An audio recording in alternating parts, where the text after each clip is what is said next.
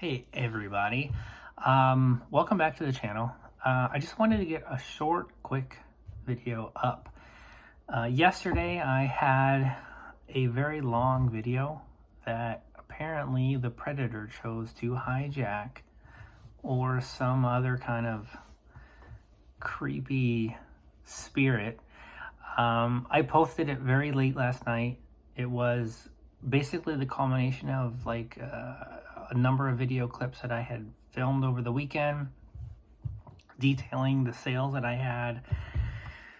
And I woke up today and people had told me that there were some technical difficulties. I listened to it and I was like, whoa, this is extremely creepy and cool at the same time. I'm just going to take the video down, and it is what it is. I don't have time to go back and redo videos. I'm a reseller first and foremost. I'm a YouTuber second, and videos will always take the back burner to everything. It always will.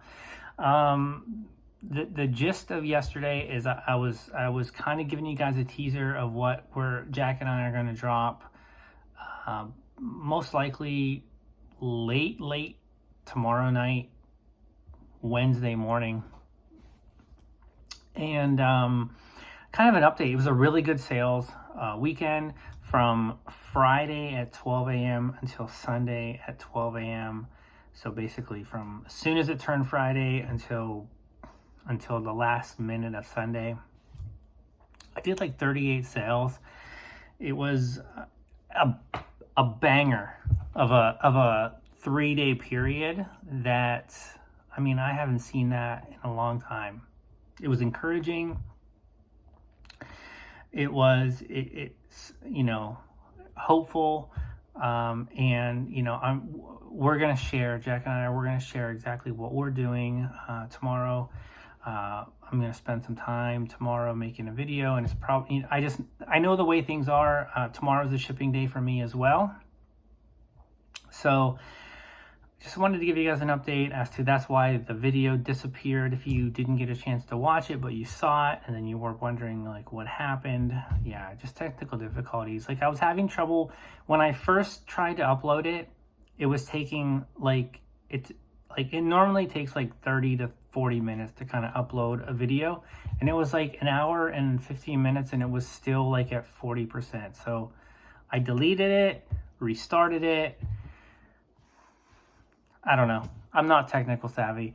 So that's just lost footage. Let's just chalk it up to that. So today, I recorded a few things earlier that I had woke up to sales that I ended up getting shipped out today. I've got a few more. Today was a little bit of a slow day. It was 8 sales at 132, like 8 individual orders. I'm going to pause it here, and I'm going to show kind of like what sold upon waking up. And then I talk a little bit about how over the last, I don't know, week and a half, I've kind of gotten more international orders than kind of normal. And for those of you who don't know, I'm not in the international shipping program. I've opted out of that months ago when I discovered or came to the realization that I don't think it's the best customer experience. I feel like eBay overcharges, especially for me, who I don't enter in my weights and dimensions. And after speaking with eBay, they basically charge the max when it comes to destination A to destination B. If they don't have those weights and dimensions in there, they will charge the max. And I don't like when I'm listing and I'm going through my routine. I've never gotten into the habit of entering in because I do my own shipping outside of eBay, and I just feel like I can do my own shipping for international orders as well. Sometimes it works out, sometimes it doesn't. It really depends on where it's going, how big it is, the history of like my experiences with I've had a really good experience when it comes with international shipping. I can't say that there have been too many times where, you know, some people say when you ship to South America, they don't scan it in and you don't have the ability to track it. I mean, I've shipped things to Chile. It's been no problem. I've shipped things to Australia. I just shipped something to Iceland. Fingers crossed. I have never shipped anything to Iceland before, so we'll see how that goes. But by and large, my experiences with international shipping and me doing my own international shipping have been very positive. So, but, you know, certain items, depending on their weight and their dimensions, it's just not worth taking the risk. Like, for example, I mentioned in the video that you're going to see as soon as I stop talking, there was like somebody wanted to buy a board game going to, I think, France. Actually, I can't even remember now. But yeah, I mean, when it's going to cost more to ship than the item costs, that's a hard pass for me. So I'm going to stop here. I'm going to show you the stuff that sold when I woke up, and then we'll come back, we'll kind of finish up the things. I'll show you what I sold the rest of the day, and then yeah, I got to get to bed. Okay, so I sold this Boy George pin. It's going to France. I sold that for $8 and change. And then the shipping handling was a little bit pricey going to France. I think it was like $12. One thing I'm noticing with what Jack and I are doing, and if you're a regular here, my international sales seem to be getting more visibility. You know, I sold that button the other day to Iceland, this to France. I've had somebody from Germany inquire about a board game, but I'm not shipping a board game to Germany. It just would cost more than the actual game itself. These two patches sold for $13 combined plus shipping to Canada. All right, so yesterday I showed you this Adventure Time. That sold for like $9 and change. And then they ended up adding another one for $9. So basically, upsell got to double the cost of the shipment.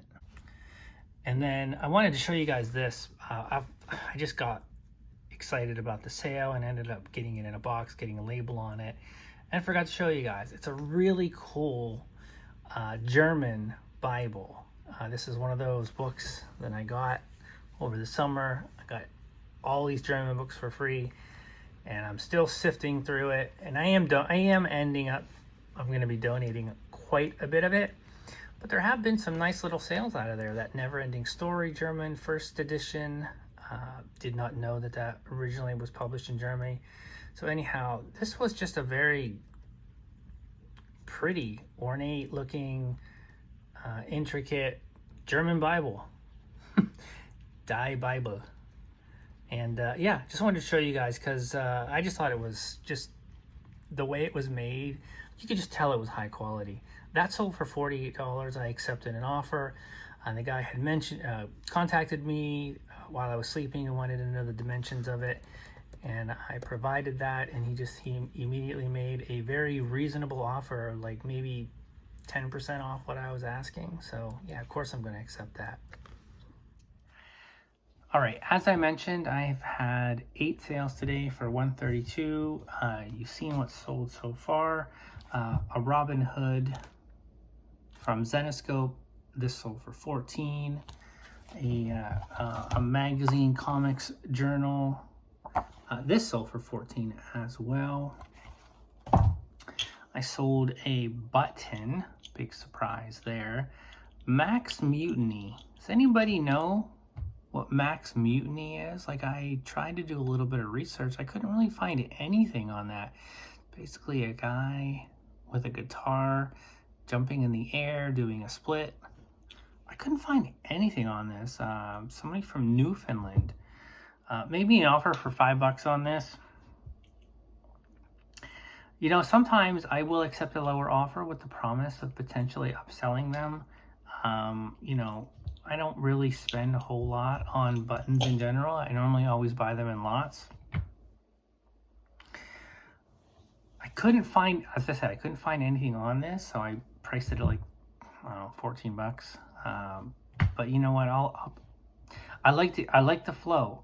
I'm in that mode where I'm thinking to myself, I've got 6 months of earnings I need to make up because of all the difficulties on the platform. And then the last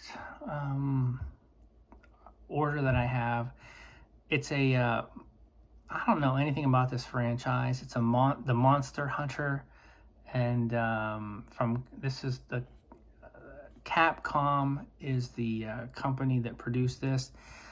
I bought like 7 or 8 of these, not these ones, but they were like all the other different monsters. Here's another one. I mean, they're weird looking, right? So I bought them a lot off of I don't know, Marketplace or Craigslist probably about a year ago, and I thought to myself, I could lot them up because I bought them as a lot, or I could list them individually and see if I can get any bites that way. And it took a long time. I don't remember what I paid for the whole lot. I'm thinking like 40 maybe. And that one sold for 30 alone. So I've got, I think 5 left, because when I pulled the box that had these in, one of them somehow had been broke. So luckily the person didn't want that one. Yeah. All right, 3 things I want to say before I finish this video. I'm going to use the same thumbnail that I used yesterday because it didn't really get any play, right? Number 1. What was number 1? Oh, found another one of these Crown Royale glasses today that I just blew out. I was out, stopped in this one thrift store, and I just found another one of these things. So I guess I'll start another collection of these things when I buy them for as cheap as I do. And you know what? These, you know when you just feel something and it just, it just feels nice? Like, these are really quality whiskey glasses. So yeah, picked up another one of these for $1.50. And yeah, keep an eye out for more of them. Number 2. Oh, somebody sent me an offer for something for like $5 on something. It was $20. It was like a Marvel action figure. You know, when somebody comes at me that low, it is so rewarding to just be like, so basically he makes me an offer for $5 on a $20 item that is already on sale. So here's my response to that. First, I block them, decline the offer, and I say in the message, when you come at me like that, with that kind of offer, I can just tell we're not going to do business. That's it. And then I block them. And I was looking at my block list, and I probably have like 250 people on my block list. I don't know what your guys' criteria are for blocking people, but number 1, if I get a bad vibe from somebody, whether they're asking too many questions, or they're asking weird questions, or they're asking an ordinarily large amount of questions, yeah, I don't want to deal with that kind of buyer. Number 2, if I have to refund you for any reason, right? I'm sorry, you have to go on my block list, because I don't know if you're trying to scam me, or if it's just a, genuine kind of, something happens, things happen, right? But if I'm trying to discern between whether somebody's trying to scam me or whether it's legitimate, I have no idea knowing that. So my rule of thumb is if I have to refund you for something, yeah, I mean, you'll get your refund, but we can't really do business anymore. And then number 3, and there might be a 4, or there might be a 5 as well, but off the top of my head, if somebody's coming at me like with a just, you know, a straight up low ball offer, it's kind of like a good rule of thumb is if you're at a trade show or you're at like a flea market or somewhere, and you think to and I think to myself, could I with a straight face go up to somebody and say, hey, I'll give you $5 for something that you have marked at 20 that is already discounted? If I feel like that's a stretch, yeah, I can't do business with you. Because if you're like, it's like kind of like what Maria says, it's like rewarding bad behavior. Like, I'm not going to reward bad behavior for a lowball offer, right? So it's like, we have to train these buyers, because I feel like the buyers right now, they know sellers are desperate. Let's face it, sales have been slow, right? So I am not going to reward that kind of bad behavior, and I don't want to deal with those people. What was number 3? What was the other third thing I wanted to talk about? Must not have been that important. I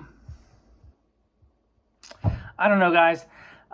We will see you guys tomorrow night, early Wednesday morning. We're going to be dropping what we've been doing, what Jack and I have been doing to try to get sales, try to get page views. Yeah, so stay tuned for that. You know, I hope I'm not building it up too much. You know, it's yeah, I'm gonna leave it at that. Take care, feed that YouTube algo, and I will see you guys soon.